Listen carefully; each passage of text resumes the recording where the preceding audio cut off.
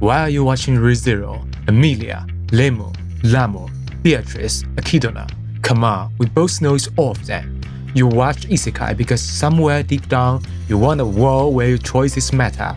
A world where you can become someone else. I've got some bad news for you. ReZero is not for you. True, like any movie directed by Christopher Nolan, women are involved. Fine, more and better than all of his movies combined. But it's really never about the women. Beneath the wife, beneath the magic, beneath the fantasy of starting over, there are two broken men staring to the base and recognizing themselves in it. This is the story of Subaru Natsuki and Julius Juukulius. Julius is the ultimate seishani, the lifelong salaryman of the Lukunica social contract. He lives a predictable and correct life. He is a man you were told to be, handsome, disciplined, and successful. He wears his knighthood like a bespoke suit from a high-end tailor. However, as we've seen in the real world, the suit is often the only thing keeping the man from falling apart. Reid took his life. Reinhardt haunted his life. Reinhardt is a current sword saint. Born into House Astrea, he became a master swordsman while his grandmother's body was still warm. He's a chosen one. When the young Julius watched Reinhardt effortlessly dismantle his godlike teacher, it was the end of the world. In that moment, Julius had an epiphany. Every blistered hand, every down practice, every drop of sweat, all those moments were lost in time, like tears in rain. Against a genius like Reinhardt, effort became meaningless. And that day, the old Julius died. The boy who wanted to become the greatest swordsman in the kingdom disappeared. So Julius made a choice. He devoted himself to serving something greater. As they say in Rome, the graveyards are full of middling swordsmen. Best to be no swordsman at all than a middling swordsman. The world buries ordinary swordsmen by the thousands. Julius decided it was better to become something else entirely. Julius accepted that he would never stand at the center of the legend. Then comes Reid. When he looks at Julius, he sees a child wearing adult clothes, a boy who stopped growing the day Reinhardt broke his wall.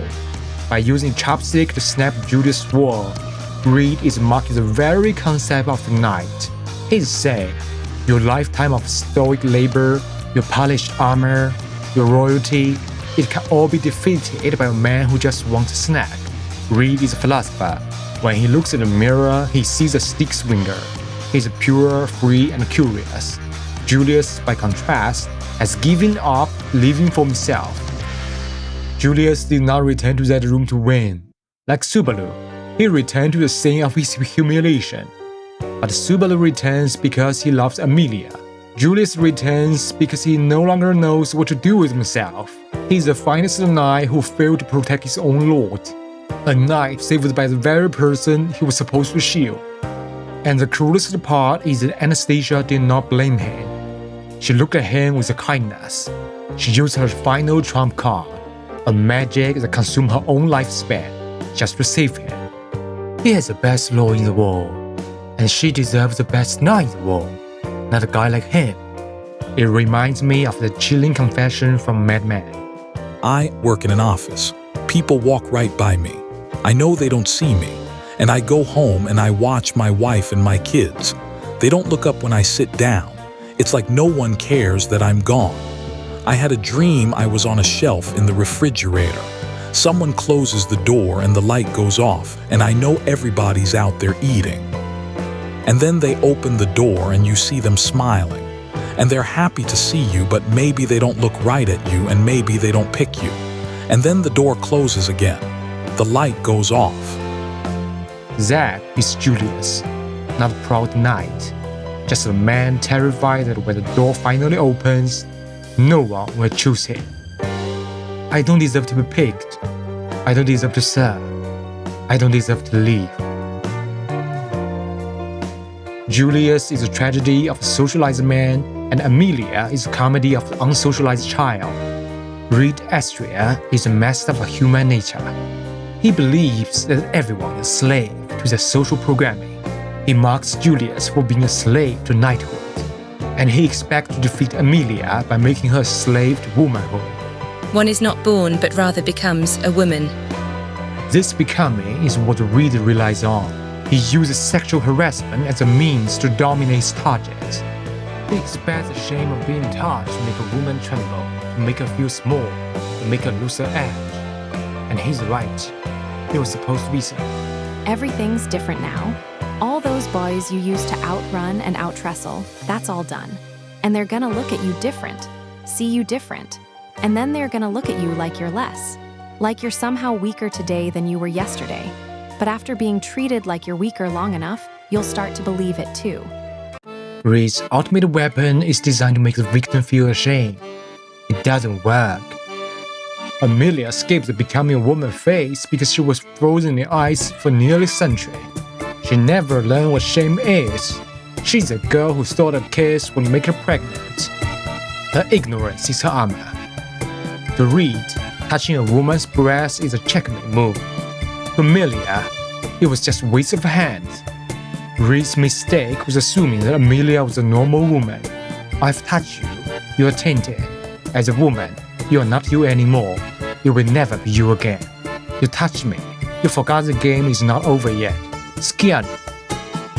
She drove the swords in mad because her childishness made her centuries of wisdom irrelevant. Reid was hoisted by his own petard, a massive deconstruction. He had forgotten to apply the same process to his own biases. He looked at Emilia and saw a woman, a tall, beautiful, mature woman. So she's just a woman. If he was just a little bit dumber, he might have simply beaten her. He's the smartest man in the room. Just like Julius can't beat him because his concept of fighting. How can you make a girl ashamed when she doesn't know what a shame is? Emilia is a child. It's adorable that she thought kissing would make her pregnant. It's shocking that she didn't know she'd been molested. We fell in love with her at first sight because she was pure, but the reality is harsher. Emilia is a woman with the heart of a child. She's incapable of a romantic relationship because she's not ready. And that brings us back to staircase, back to the two men, back to the oldest story in the world. The knight saved the princess. It was supposed to be her reign. It was supposed to be a story of a boy and a girl. Actually, a boy and a collection of beautiful trophies. But as the dust settled in the watchtower, forget about it. The wife is the incapable child, and the knight is the coward in shining armor. In the wreckage of the harem, we find the oldest story in the world. A knight rescues a princess. But the princess is Julius Juukulius. On that stairway, Julius is trying to perform one last act of correctness. He's trying to walk alone. He's trying to carry the weight of his failure, his mediocrity, and his salaryman shame without help. He's afraid of being unpaid by anesthesia. He's afraid of being the huge insect that Kafka warns about. He's afraid of being a burden.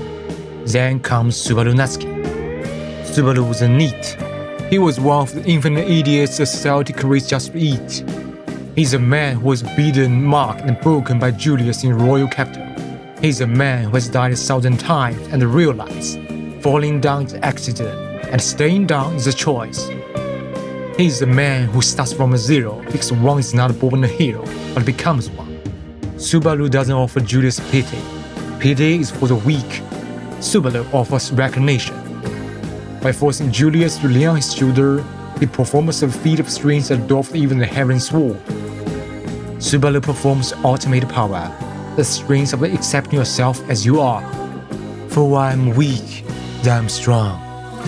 He's the only one who can save Julius because he's the only one who truly knows the zero. He's a master of failure. He tells the finest knight, I have seen things you wouldn't believe. I have been there before. I know what it's like when the light goes out, and I'm still here. It is a love ballad in the purest, most concentrated sense, an echo of the sword demon love ballad of Theresia and Wilhelm.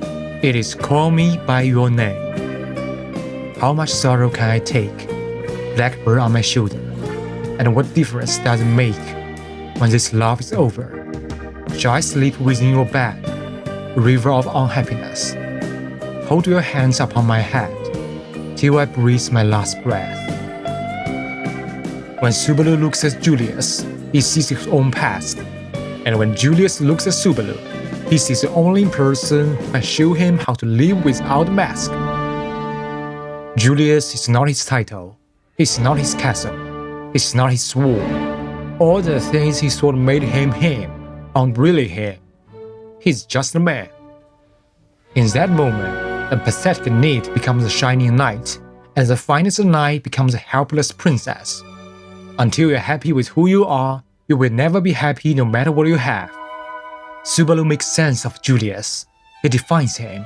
At long last, Julius knows who he is and what he represents.